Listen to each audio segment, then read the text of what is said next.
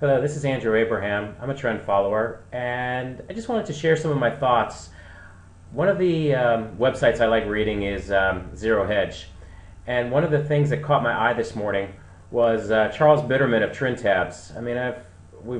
Charles has been around forever, but what is my point? The point is very simple. Everyone loves to predict. Everyone wants to be right. If it's from you name the person, they need to be right, but it's kind of ridiculous to me. As a trend follower, I really made the difference from being unsuccessful to successful once I realized there's no being right, there's no predicting, it's just basically being available for whatever happens. And the topic of this article is he's saying he wants to be long gold and he was going to be short the Eurodollar. Well, let me give you the reality.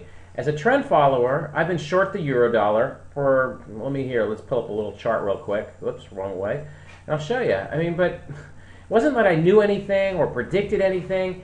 It just basically went down, and it was a low risk bet.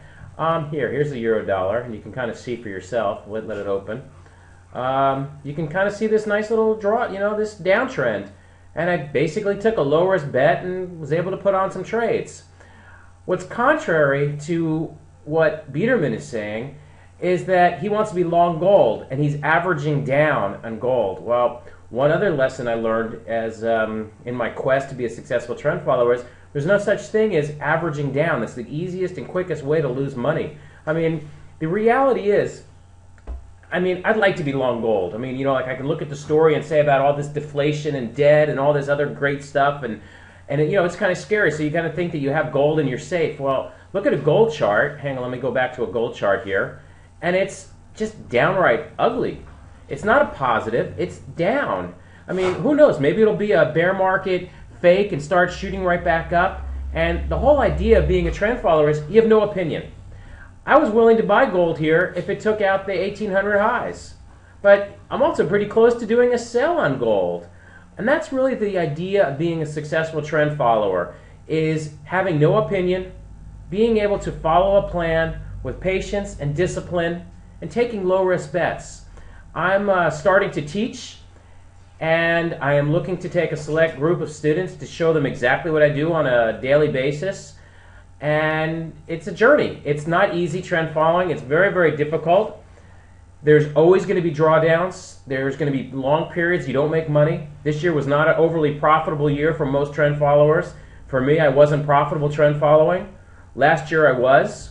That's what it's about. Any one day, any 1 week, any 1 month, any 1 year doesn't mean anything. Because when you're a trend follower, I'm committed to this strategy to let it work over time. And it's a marathon. I want to be trend following until I'm in my 90s and compounding money like I've done since 1994.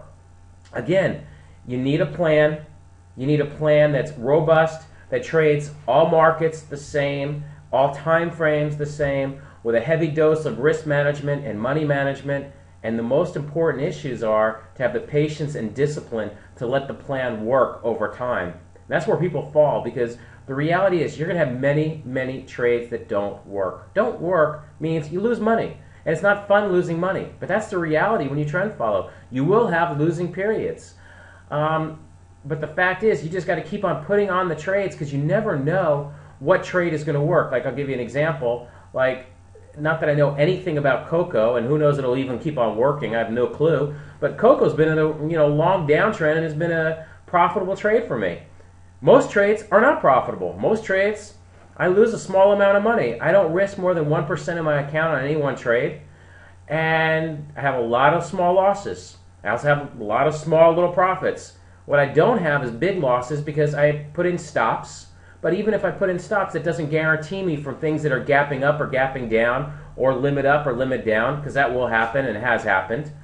And it surpasses that 1% risk that I like. But in rare cases, you have these moves that you end up making some nice money. This is what trend following is. It's not retirement in a box. It's a lot of work.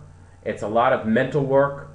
And if you can do it, get over it, then you have a potential to compound your way to wealth, and like I have. And again, I'll be teaching a course, and I'm looking for students, select students that want to grow and grow.